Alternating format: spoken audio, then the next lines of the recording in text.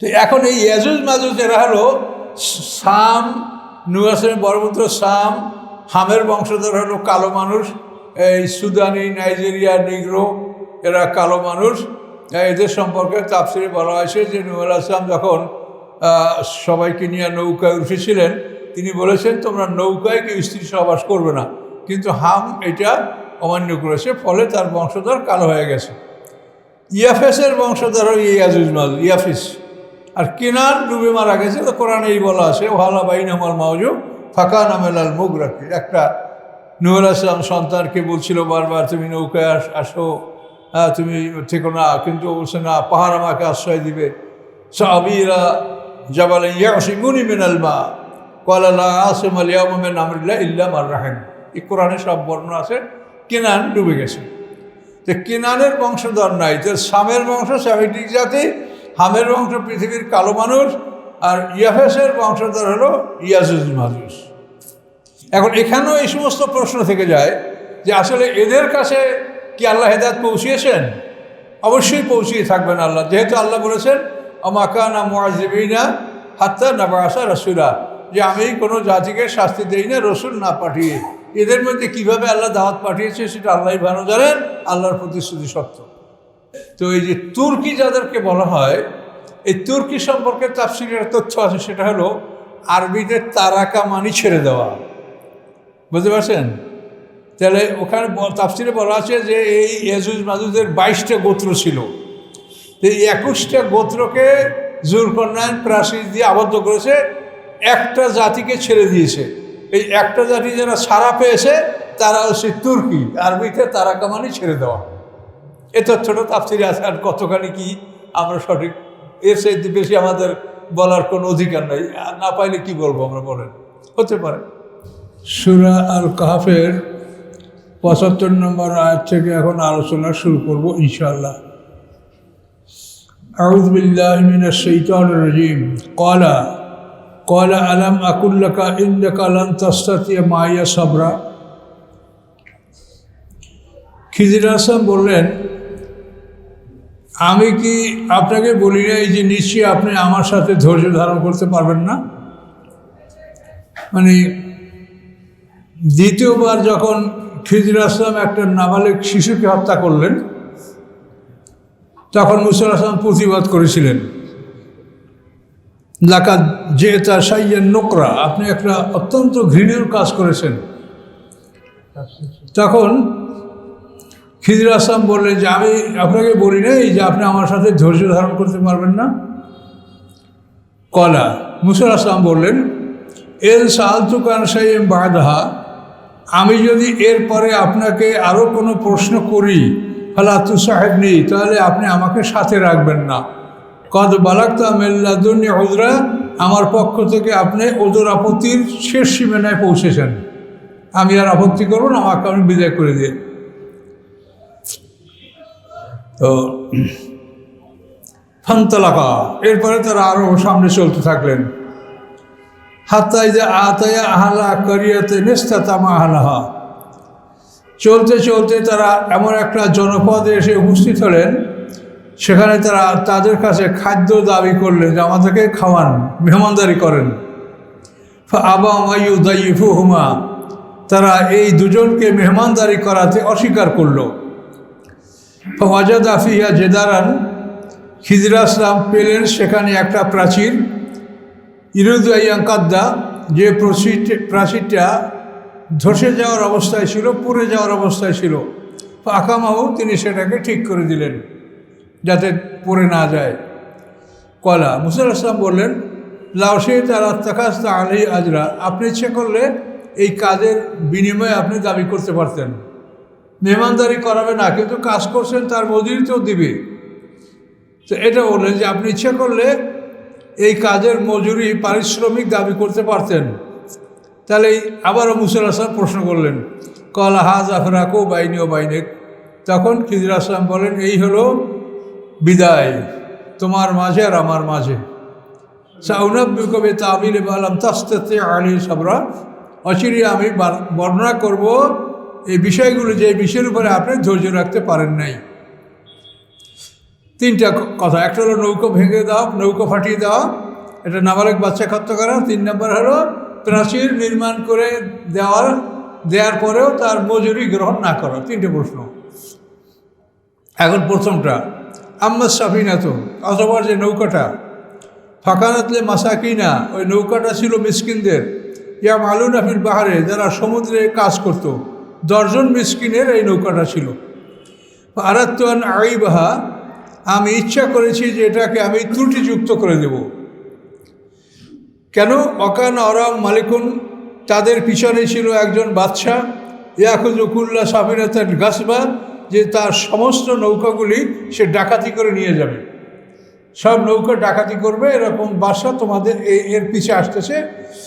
এই জন্য আমি নৌকাটা ত্রুটিযুক্ত করে দিলাম, যাতে এই নৌকাটা ওই জালিম বাদশা কেড়ে না নেয়। এই নৌকাটা পরে মেরামত করে ওরা কাজ করতে পারবে। এই বাদশার নাম তাফসিরে বলা আছে, তার নাম ছিল জুলুন্দি বিন কারকারুকান। এই জালিম বাদশা নৌকাগুলি গসব মানে জুলুম করা, ডাকাত করে নিয়ে যাচ্ছিল। তো এই জন্য এই গোলামদের নৌকাটা ডাকাতি না হয়, এটাকে আমি ফাটাইয়ে দিলাম, ডুবিয়ে দিলাম, এটা আর নিতে পারবে না ওই জালেম বাদশা। ওয়াম্মাল গোলামু, অথবা যে আমি বালকটাকে হত্যা করলাম, ফাঁকানা আবহাওয়া মুমিনিনা, ছিল তাদের পিতামাতা ইমানদার। ফাঁকাশিনা, আমি ভয় করেছি, আইরে কাহমা তুগিয়ানা ও কুফরা, যে সে চাপিয়ে দিবে তাদের উপরে অত্যাচার এবং কুফরি। এই ছেলে বড় হলে পিতামাতার উপরে এমন চাপ সৃষ্টি করবে যাতে তারা কুফরি করতে বাধ্য হয়, এটা করবে সে। তো এই জন্য বলেন উনি, ফারাদনা আইয়ুব দিলাহুমা রব্বুমা খায়রাম মিন্নু যাকাতাও আকরামা রহমা, আমরা চেয়েছি যে ওই সন্তানের বিনিময়ে তাদের পিতামাতাকে তাদের রব একটা উত্তম পবিত্র সন্তান দান করবেন, যে দয়ার দিক থেকে নিকটতম, অর্থাৎ নিকটতম দয়াময় সুন্দর সন্তান হবে। এটাকে এই জন্য আমি আল্লাহর হুকুমে এটাকে হত্যা করেছি। এই সন্তানটা হত্যা করার পরে খিজির আসলাম ওর বাম হাতটা এরকম তুলে ফেলছেন, তুলে ফেলে তারপর হাড্ডির উপরে দেখায় যে দেখেন কি লেখা, সেখানে লেখা কাফের লা ইউমিনু বিল্লাহি আবাদা, সে এমন এক কাফের যে কোশ্চিন কালেও সে ঈমান আনবে না। এটা এই হাড্ডির চওড়া হাড্ডিতে এখানে লেখা আছে। তো এই গয়েবের খবর তো খিজির আসলামকে আল্লাহ তাআলা নিজের পক্ষ থেকে জ্ঞান দান করছেন, যার জন্য তিনি জানতে পারছেন।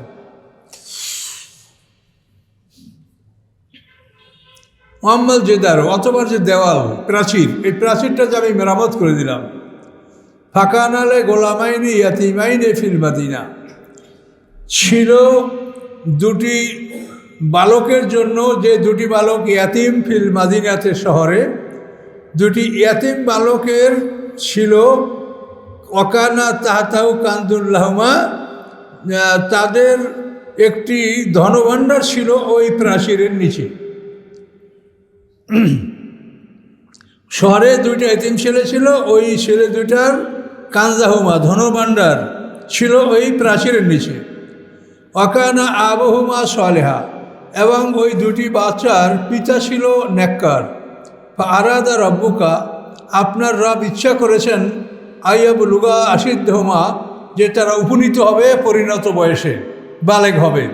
ওয়াস্তাখরাজা কানজাহুমা, এবং বের করে নিবে তাদের ধনভাণ্ডার। এজন্য আমি দেওয়ারটাকে মেরামত করে দিয়েছি। রহমাতামের রব্বিকা, এগুলি আপনার রবের পক্ষ থেকে আমার উপর রহমত। আমা ফায়ালতুয়ান আমরি, এটা আমি আমার নিজের ইচ্ছায় করি নাই, আমি গায়েব জানি না, আমি নিজের ইচ্ছাটা আমি করি নাই, আমাকে আল্লাহ এটা বলে দিয়েছেন। জালিকা তা'বিলু মা লাম তাসতাতি আলাইহি সাবরা, এই হচ্ছে ব্যাখ্যা ওইসব বিষয়ের যার উপরে হে মুসা আপনি ধৈর্য ধারণ করতে পারেন নাই। তো এখান থেকে যেন কোনো মানুষ এই আকীদা গ্রহণ না করে যে তাহলে খেজর আসলাম গায়েব জানেন না, এর জন্য বলেই দিলেন এটা আপনার রবের রহমত, এটা আমার নিজের কোনো কর্তৃত্ব না, আল্লাহ আমাকে যা বলেছেন শিখিয়েছেন সেটা আমি করেছি। এ প্রসঙ্গ শেষ। ওয়াস আলুনা খান জিলকারনাইন, তারা আপনাকে প্রশ্ন করে জিলকারনাইন সম্পর্কে। কারনুন মানে সিং, জিলকার নামে 2 সিংওয়ালা। তো এটার বহু ব্যাখ্যা তাফসীরকাররা করেছেন যে পৃথিবীর এই প্রান্ত ওই প্রান্ত সফর করেছেন, এই জন্য তিনি জিলকারনাইন। তো আসল কথা হলো কার্ন শব্দের অর্থ হলো মাথার তালুতে যে একটা উঁচু রেখা আছে, দেখেন এটা প্রায় অধিকাংশ মানুষের মাথায় আছে, কারো কারো মাথা সমতল হয়, কিন্তু এই মাথায় এখানে ঠিক মাঝখানে একটা উঁচু রাস্তার মতো আছে সব মানুষেরই, এটাকে কার্ন বলা হয় আরবিতে, কার্ন। তো ওনার মাথায় ওই দুইটা ছিল এরকম উঁচু জায়গা। আমার মাথায় স্পষ্ট আছে এটা, এখানে উঁচু একটা মানে এটা কী বলে রিজ বা একটা বাঁধের মতো এরকম উঁচা। তো এই ওনার মাথায় দুইটা ছিল, এই জন্য ওনাকে জিলকারনাইন বলা হয়। তো এর ঘটনা আপনারা তো হয়তো আগে শুনেছেন, যে বিষয়টা হলো যে মক্কার মুশরিকরা ইহুদি আলেমদের কাছে গেছে যে মুহাম্মদ সাল্লাল্লাহু আলাইহি ওয়াসাল্লাম আমাদেরকে এই বলে, সে নবুয়ত দাবি করে, আমরা এর সম্বন্ধে বুঝি না, তো আপনারা বলেন যে আমরা কি করে তাকে চিনতে পারবো সে নবী কিনা। তখন ইহুদিরা বলল যে আমরা 3টা প্রশ্ন তোমাদের শিখাই দেব, এ যদি 3টার উত্তর দেয় তাহলে সে নবী না, আর যদি একটার উত্তর দিতে না পারে তবে সেও নবী না, যদি সে 2টার উত্তর দেয় একটা উত্তর না দেয় তাহলে সে নবী। কি প্রশ্ন? যে আসহাবে কাহফ এদের খবর কি, এদের সম্পর্কে আপনি কি জানেন? জুলকারনাইন সম্পর্কে আমাদেরকে বলেন। 3 নম্বর রুহু সম্পর্কে আমাদেরকে বলেন। তো এখন রুহু সম্পর্কে তো আল্লাহ রাসূল বলতে পারেন না, সেটা আল্লাহ বলেই দিয়েছেন, ওয়াসআলুনাকা আনির রূহ কুলির রূহু মিন আমরি রাব্বি। তারা আপনাকে রুহু সম্পর্কে প্রশ্ন করে, আপনি বলুন যে রুহুটা হচ্ছে আমার রবের আদেশ মাত্র। আমা উতীতু মিনাল ইলমি ইল্লা কালিলা, তোমাদেরকে খুব সামান্য জ্ঞান দান করা হয়েছে, রুহ সম্পর্কে তোমরা বুঝবে না, ওটা ওভাবে থাক, ওটা আমার আমল। আর এই 2টা ঘটনা আল্লাহ রাসূল তাদেরকে বর্ণনা করে দিলেন, যেন আমরা ইতিপূর্বে আসহাবে কাহফের ঘটনা এই সূরায় আমরা পড়েছি, আর এখানে আমরা সম্পর্কে খিজির আসলাম সম্পর্কে আমরা জানলাম। তো এরপরে আমরা জানব জুলকারনাইন সম্পর্কে। তো খিজির আসলাম সম্পর্কে ওরা প্রশ্ন করে না, এটা আল্লাহ এমনি খিজির আসলাম সম্পর্কে আমাদেরকে জ্ঞান দিয়েছেন। ওদের প্রশ্ন ছিল আসহাবে কাহফ, জুলকারনাইন এবং রুহু। ওয়াসআলুনাকা আন জিলকারনাইন, আপনাকে তারা প্রশ্ন করে জিলকারনাইন সম্পর্কে। কুল, আপনি বলুন, সাতলু আলাইকুম মিনহু যিকরা, অবিলম্বে আমি তোমাদের উপরে তার বিবরণ দিব, তার বিবরণ তোমাদেরকে আমি পাঠ করে শোনাবো। ইন্না মাক্কান্না লাহু ফিল আরদ, আল্লাহ বলেন পৃথিবীতে আমি তাকে প্রতিষ্ঠা দান করেছিলাম, তিনি প্রতিষ্ঠিত ছিলেন, সারা পৃথিবীর বাদশাহ ছিলেন তিনি। 2 জন বাদশাহ যারা সারা পৃথিবীর বাদশাহ ছিলেন মুসলমান, একজন হলেন জুলকারনাইন আর একজন হলেন সুলাইমান আলাইহিস সালাম। আর কাফেরদের মধ্যে 2 জন বাদশাহ সারা পৃথিবীর শাসক ছিলেন, একজন হলো বখতে নাসার আর একজন হলো নমরুদ। এই 4 জন মানুষ সারা পৃথিবী শাসন করছে, 2 জন মুসলমান 2 জন কাফের। আল্লাহ বলেন ইন্না মাক্কান্না লাহু ফিল আরদ, নিশ্চয়ই আমি প্রতিষ্ঠা দান করেছিলাম তাকে পৃথিবীতে, ও আতাইনাহু মিন কুল্লি শাইইন সাবাবা, এবং সকল বিষয়ের উপকরণ তাকে দান করেছিলাম। যে কোনো বিষয়ে সে হস্তক্ষেপ করতে পারে, কাজ করতে পারে, এই উপকরণ স্বভাব মানে উপকরণ আমি তাকে দান করেছিলাম। পাতবা সাবাবা, অথবা সেই উপকরণগুলির অনুসরণ করলো। ও অনুসরণ করে কি করলো? হাতে যা বালাগা মাগরিব আর শামস, চলতে চলতে তিনি সূর্য অস্তের স্থলে স্থলে পৌঁছে গেলেন। গারাবা মানে ডুবে যাওয়া, আর মাগরাব মানে ডুবে যাওয়ার জায়গা। এর থেকে আমরা এই মাগরিব নামাজ পড়ি, বুঝতে পারছেন? গুরুব শব্দের অর্থ, গারাবা শব্দ অর্থ ডুবে যাওয়া। তো মাগরাব ডুবে যাওয়ার স্থান, যেখানে সূর্য ডুবে যায়, এটাকে বলা হয় মাগরাব। তো উনি সূর্য ডুবে যায় যেখানে, সেখানে উনি গেলেন। তো এর থেকে আমরা বুঝতে পারি যে উনি আমাদের আফ্রিকা মহাদেশে একেবারে পশ্চিম প্রান্তে মরক্কো, তারপর ওখান থেকে যে আটলান্টিক মহাসাগর এই পর্যন্ত উনি গেছেন, এটা আমরা অনুমান করতে পারি। মাগরিব আর শামস, এর উপরে তো আটলান্টিক মহাসাগর, সেটা বিমানে পাড়ি দিতে 8 ঘন্টা সময় লাগে। তো উনি দেখতে পাইলেন অজাদা তাগরুবি আইনান হামিয়াতেন, তিনি দেখতে পাইলেন যে সূর্যটা ডুবছে একটা কূপে, একটা ঝর্ণার মধ্যে, হামিয়াতেন কাদাটে, ময়লা মানে ঘোলা পানির একটা ঝর্ণার মধ্যে, প্রাস্রাবের মধ্যে। এই ঝর্ণাটা বলতে মানে আটলান্টিক মহাসাগরকে বোঝানো হচ্ছে, যে উনি একটা কাদাটে বা ঘোলাটে ঝর্ণার মধ্যে সূর্যটা ডুবতে দেখতে পাইলেন। আপনি তো আমাদের বাংলাদেশে কুয়াকাটা যান, তখন দেখবেন যে সমুদ্রটা আসতে পানির মধ্যে ডুবে যাচ্ছে, আবার উদয় দেখতে পাবেন যে সূর্যটা পানির ভিতর থেকে উদয় হচ্ছে। তো উনি ওইভাবে দেখলেন যে সূর্যটা একটা ঘোলাটে কাদাটে পানির মধ্যে ডুবে যাচ্ছে। ও অজাদা আইন্দা কওমান, এবং সেখানে পেলেন একটা জাতিকে। তো আল্লাহ বললেন কুলনা ইয়া যুলকারনাইন, আমি বললাম হে যুলকারনাইন, ইম্মান তুআযযিবা, ইচ্ছা করলে তুমি তাদেরকে শাস্তি দিতে পারো, ওয়াইম্মান তার থেকে দা মিনহুম হুসনা, এবং অথবা তুমি ইচ্ছা করলে তাদের সাথে তুমি সদ্ব্যবহারও করতে পারো, এটা তোমাকে আমি ইখতিয়ার দিয়ে দিলাম। কলা যুলকারনাইন বললেন আম্মা মান জলামা, অতঃপর যে জুলুম করেছে, ফাসাফা নুআযিবহু, অচিরে আমি তাকে শাস্তি দিব, সুম্মা ইউরাদ্দু ইলা রাব্বিহি, অথবা তাদেরকে ফিরিয়ে আনা হবে তার রবের নিকটে, ফায়ুআযিবু আযাবান নুকরা, তখন শাস্তি দেবেন তাদেরকে তাদের রব ভয়ঙ্কর শাস্তি, আমিও শাস্তি দেব, রবের কাছেও তারা শাস্তি পাবে। ওয়াম্মা মান আমানা ওয়া আমিলা সালিহা, অথবা যারা ঈমান এনেছে এবং ভালো কাজ করেছে, ফালাহু জাযাআনুল হুসনা, তার জন্য রয়েছে উত্তম পুরস্কার, সে উত্তম পুরস্কার পাবে। অসানাকুল মিন আমরিনা ইউসরা, আর অচিরে আমি তাদের সাথে আমি নম্র ব্যবহার আমি করব, যুলকারনাইন বললেন। সুম্মা আতবা সাবাবা, এরপর উনি দ্বিতীয় উপকরণ অনুসরণ করলেন। হাত্তা ইযা বালাগা মাতলিয়া শাম, চলতে চলতে উনি সূর্যের উদয়স্থলে চলে গেলেন, অর্থাৎ জাপানের শেষ প্রান্তে উনি চলে গেলেন, যেখান থেকে দেখা যায় যে প্রশান্ত মহাসাগর থেকে সূর্য উদয় হচ্ছে, জাপান। সুম্মা আতবা সাবাবা হাত্তা ইযা বালাগা মাতলিয়া শামসে, এমনকি চলতে চলতে তিনি সূর্য উদয়স্থলে পৌঁছে গেলেন। ওয়াজাদাহা, তিনি পেলেন সূর্যকে, তাতলাউ, উদয় হচ্ছে, আলা কওমেন, এমন একটা জাতির উপরে, লাম নাজআল লাহুম মিন দুনিয়া সিতরা, যে জাতির মধ্যে আর সূর্যের মধ্যে আমি কোনো পর্দা দেখতে পেলাম না। সূর্য এবং ওই জাতির মাঝখানে কোনো পর্দা নাই, মানে পাহাড়ও নাই, গাছপালাও নাই, ডাইরেক্ট সূর্য তাদের উপরে আলো দিচ্ছে।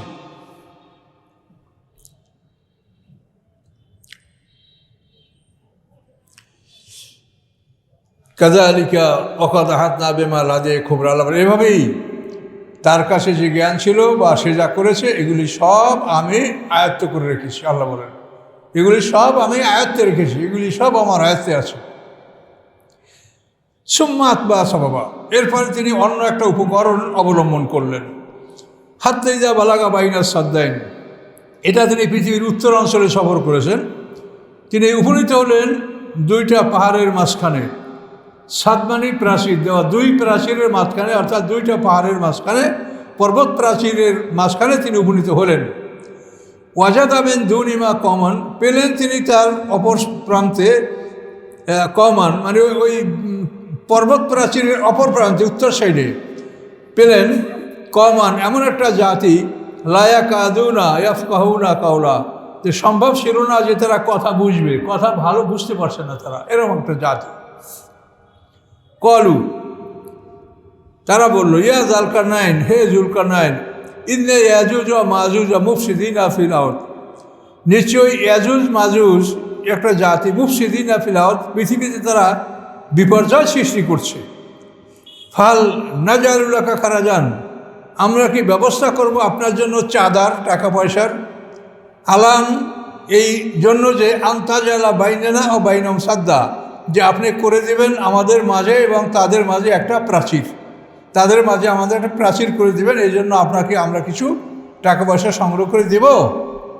কলা, যুলকারনাইন বললেন মা মাক্কান্নি ফি রব্বি খায়রুন, আমাকে যে প্রতিষ্ঠা দান করেছেন আমার রব ও অতি উত্তম, কাজে তোমাদের অর্থ করি আমার প্রয়োজন হবে না। আইনুনি বিকুয়া, তোমরা আমাকে শক্তি দ্বারা সাহায্য করো, ম্যান পাওয়ার, শক্তি দ্বারা আমাকে সাহায্য করো, আর্থিক সাহায্য তোমাদের কাছে আমি চাচ্ছি না। তাহলে কি করব? আজাল বাইনাকুম ওয়া বাইনাহুম রাদমা, তোমাদের মাঝে আর তাদের মাঝে আমি একটা প্রাচীর নির্মাণ করে দিব। তো এখন এই যে ইয়াজুজ মাজুজ, এই জাতিটা কোন জাতি? এরা হলো নূহ আলাইহিস পুত্র, বড় পুত্র সাম। এই স্যামেটিক জাতি হলাম আমরা, ইহুদি, খ্রিস্টান, মুসলমান এবং উচ্চবর্ণের হিন্দুরা, এরা সব স্যামেটিক জাতি, সাম। তো এই সামের নাম অনুসারে কিন্তু সাম দেশের নাম হয়েছে। আবার দেখেন হিন্দুদের ওনাদের এক বড় পূজনীয় ব্যক্তি যাকে ওরা সাম বলে, অর্থাৎ শ্রীকৃষ্ণের অপর নাম কিন্তু সাম। এখন এই কোন সাম তা আমরা নিশ্চিত বলতে পারি না। তবে আল্লাহ তাআলা কোরআন পাকে যা বলেছেন যে আমি কোনো জাতিকে রাসূল না পাঠাইয়া কোনো জাতিকে আমি শাস্তি দেই না, ওমা কুন্না মুআযযিবিনা হাত্তা নাবআসা রাসূলা। কাজে এই ভারতবর্ষ একটা প্রায় উপমহাদেশ, কাজে এই অঞ্চলে আল্লাহ হয়তো বা কোনো রসুল পাঠিয়ে থাকতে পারেন, কিন্তু তাদের কোনো সঠিক ইতিহাস আমাদের কাছে নাই। কোরআনে মাত্র 25 জন নবী রসুলদের কথা বলা আছে, আর আল্লাহ বলছেন আরও অসংখ্য নবী রসুল আমি পাঠিয়েছি, তাদের কথা তোমাদেরকে আমি বলিনি। না, আল্লাহ না বললে আমাদের বলার কোনো ইখতিয়ার নাই, এটা আমরা অনুমান করে কথা বলতে পারি, ভুল হয়ে গেলাম, মাফ করুন। তো এখন এই ইয়াজুজ মাজুজ এরা হলো সাম, নূহ আলাইহিস বড় পুত্র সাম, হামের বংশধর হলো কালো মানুষ, এই সুদানি, নাইজেরিয়া, নিগ্রো, এরা কালো মানুষ। এদের সম্পর্কে তাফসিরে বলা হয়েছে যে নূহ আলাইহিস যখন সবাইকে নিয়ে নৌকায় উঠেছিলেন, তিনি বলেছেন তোমরা নৌকায় কেউ স্ত্রী সহবাস করবে না, কিন্তু হাম এটা অমান্য করেছে, ফলে তার বংশধর কালো হয়ে গেছে। ইয়াফেসের বংশধর হল ইয়াজুজ মাজুজ, ইয়াফিস। আর কেনান ডুবে মারা গেছে, তো কোরআনে এই বলা আছে ওয়ালা বাইনাহুমা মাউজু ফাকা নামেলাল মুগরাকি। একটা নূহ আলাইহিস সন্তানকে বলছিল বারবার তুমি নৌকায় আসো, তুমি থেকো না, কিন্তু বলছে না, পাহাড় আমাকে আশ্রয় দিবে। সাবিরা জাবালান ইয়াসিমুনি মিনাল মা ক্বালা লা আসিমাল ইয়াওমা মিন আমরিল্লাহি ইল্লা মান রাহিম। এই কোরআনে সব বর্ণনা আছে। কেনান ডুবে গেছে, তো কেনানের বংশধর নাই। তো সামের বংশ স্যামিটিক জাতি, হামের বংশ পৃথিবীর কালো মানুষ, আর ইয়াফেসের বংশধর হলো ইয়াজুজ মাজুজ।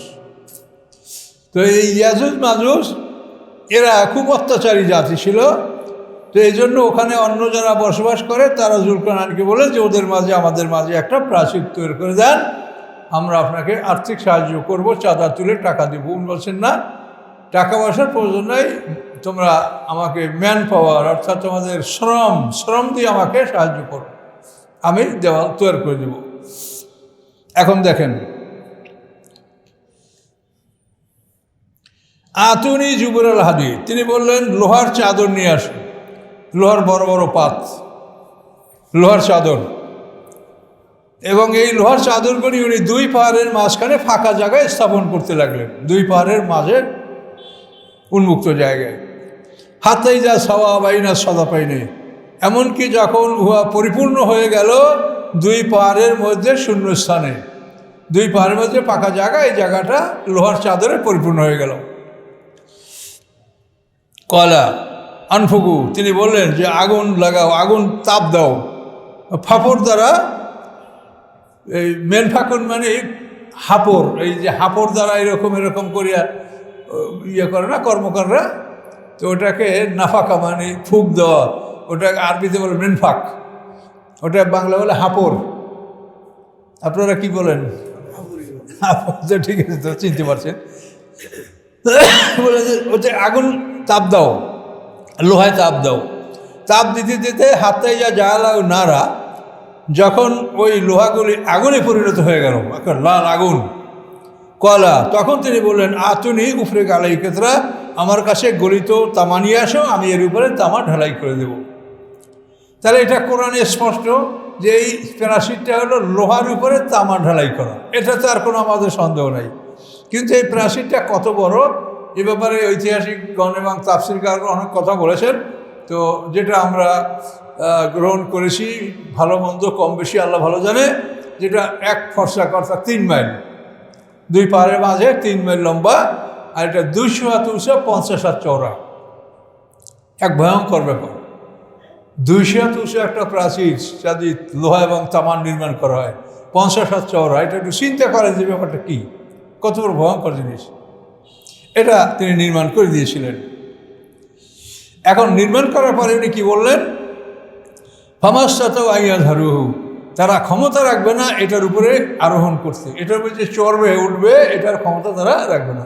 আর এটা তো আধুনিক যুগ ছাড়া এটার উপরে কোনো মানুষের পক্ষে এটা 200 হাত উপরে একটা প্রাচীরের উপরে ওঠা কোনো রকম সম্ভব না। তা আল্লাহ বললেন ফামাস্তাতাও আইয়াযহারুহু, তারা এটার উপরে আরোহণ করতে পারবে না। অমাস্তাতাউ লাহু নাকবা, এবং এটাকে তারা ছিদ্র করতেও পারবে না। নাকাবা মানে ছিদ্র, সুরঙ্গ করা পারবে না। কল হাযা রাহমাতুম মির রাব্বি, এটা হলো আমার রবের রহমত আমার প্রতি। ফাইজা যা ওয়াদু রাব্বি, অথবা যখন আমার রবের প্রতিশ্রুতি আসবে, জালাউ দাক্কা, তখন এটাকে তিনি চূর্ণ বিচূর্ণ করে দিবেন। রবের প্রতিশ্রুতি যখন আসবে তখন এটাকে তিনি চূর্ণ বিচূর্ণ করে দিবেন। ওয়াকানা ওয়াদু রব্বি হাক্কা, এবং আমার রবের প্রতিশ্রুতি সত্য, অবশ্যই আসবে এবং সেই সময় ধ্বংস হবে। আর যখন এই প্রাচীরটা ধ্বংস হবে তখন কি হবে, ও তারাকনা বাযুম ইয়াওমাইযিন ইয়ামুজু ফি বাযিন, তখন আমি তাদেরকে ছেড়ে দেবো। এত বন্দী ছিল, এদেরকে আমি ছেড়ে দেব। কিভাবে, যে এক দল আর এক দলের উপরে তরঙ্গের মতো ঝাঁপিয়ে পড়বে। তরঙ্গ ঢেউ যেরকম একটার উপর একটা আশ্রয় পড়ে, এরকম ঝাঁকে ঝাঁকে তারা তরঙ্গের মতো ঝাঁপিয়ে পড়বে। এত লোক, তাদের এত সংখ্যা, তারা পৃথিবীতে আসবে। এটা সরাসরি কোরআন বলছে। আচ্ছা, তারাকনা বাযুম ইয়াওমাইযিন ইয়ামুজু ফি বাযিন ওয়া নুফিখা ফিস-সূর, এবং এরপরেই সিংহা বাজানো হবে। তাই বোঝা যায় যে এই প্রাচীরটা কিয়ামতের পূর্বক্ষণে ভাঙবে এবং ইয়াজুজ মাজুজ পৃথিবীতে ঢুকে পড়বে, এবং নুফিখা ফিস-সূর, এর পরপরই কিয়ামত শুরু হবে। মানে কোরআনের যে সিরিয়াল, এই সিরিয়াল অনুসারে এটাই আমরা পাচ্ছি। এখন এটার উপরে অনেক বই লেখা আছে, দেখবেন যেটা আবিষ্কার হয়ে গেছে, এটা মানুষ আবিষ্কার করেছে। কেউ বলে যে ইয়াজুজ মাজুজ গগ ম্যাগগ এরা হলো চীন দেশে ওই সমস্ত লোকেরা, অথবা এরা তুর্কি তাতারি, হালাকু খান, মঙ্গু খান, চেঙ্গিস খান, এদের যে বংশধর পৃথিবীতে অত্যাচারী শাসক ছিল।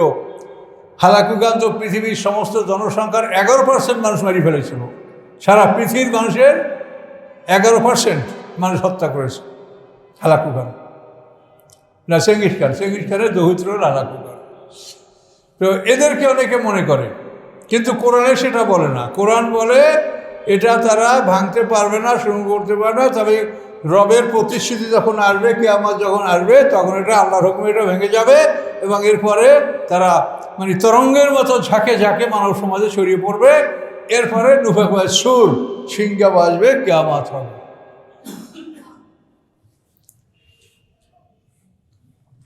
ফাজামানাহুম জামা, আমি তাদের সবাইকে একত্রিত করব। এখন এখানেও এই সমস্ত প্রশ্ন থেকে যায় যে আসলে এদের কাছে কি আল্লাহ হেদায়েত পৌঁছিয়েছেন?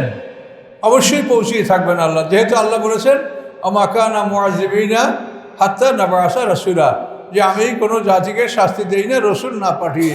এদের মধ্যে কিভাবে আল্লাহ দাওয়াত পাঠিয়েছে সেটা আল্লাহই ভালো জানেন। আল্লাহর প্রতিশ্রুতি সত্য। অনেক কথা আমরা পাই যেগুলো আমরা বুঝি না।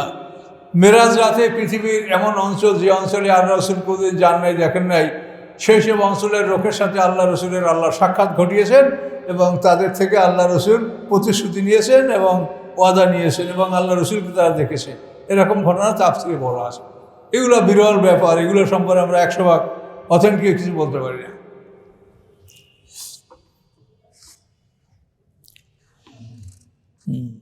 ও আরাজনা জাহান্নামা ইয়াওমাইযিন লিল কাফিরিনা আরজা, এবং কিয়ামত যখন আসবে তখন আমি কি করব, জাহান্নাম কাফেরদের সামনে উপস্থাপন করব, যে এই দেখো জাহান্নাম, এটা আছে কিনা দেখো।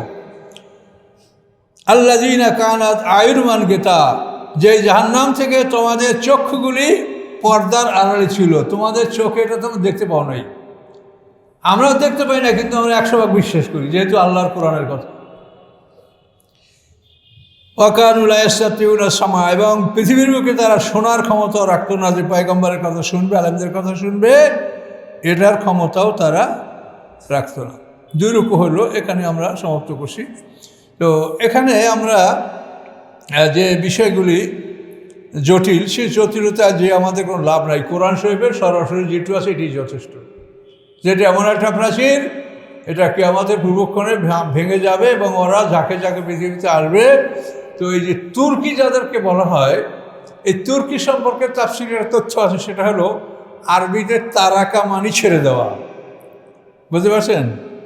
তাহলে ওখানে তাফসীরে বলা আছে যে এই ইয়াজুজ মাজুজের 22টা গোত্র ছিল, এই 21টা গোত্রকে জুলকারনাইন প্রাচীর দিয়ে আবদ্ধ করেছে, একটা জাতিকে ছেড়ে দিয়েছে। এই একটা জাতি যারা ছাড়া পেয়েছে তারা হচ্ছে তুর্কি, আরবিতে তারাকা মানি ছেড়ে দেওয়া। এই তথ্যটা তাফসীরে আছে, আর কতখানি কি আমরা সঠিক, এর চাইতে বেশি আমাদের বলার কোনো অধিকার নেই। না পাইলে কি বলবো আমরা, বলেন, হতে পারে।